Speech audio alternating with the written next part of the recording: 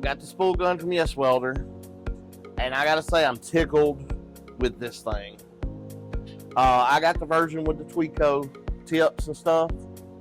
I got 30 thousandths wire because I'm gonna try to do some thin stuff later. You'll see here in just a second. I'll put some video clips in of me using it. This is how it turned out.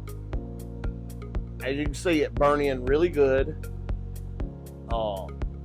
Like I said, that's the first time in 4 years I've used aluminum spool gun, but you can see how it burnt in. You can see the pattern. This was about 14 layers. I just wanted to see what it would do.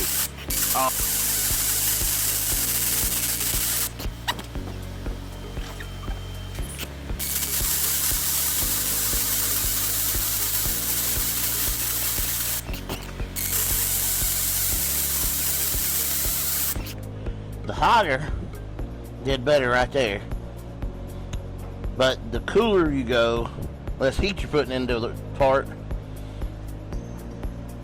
the different all of it looks.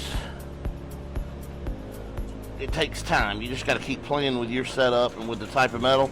But that's some pretty thick metal right there. I mean, that's like boat thick.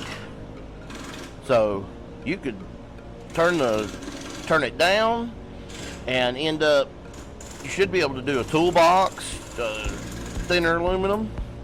It's pretty awesome, guys. I gotta admit, I'm absolutely tickled. Now, it's the LBT 150, but when I went to buy it, it was an SP 200 or something like that. Go to my showcase, it's on sale for $109. And then pick you up, this is the aluminum welding wire, the one with the silicon in it, the ER4043.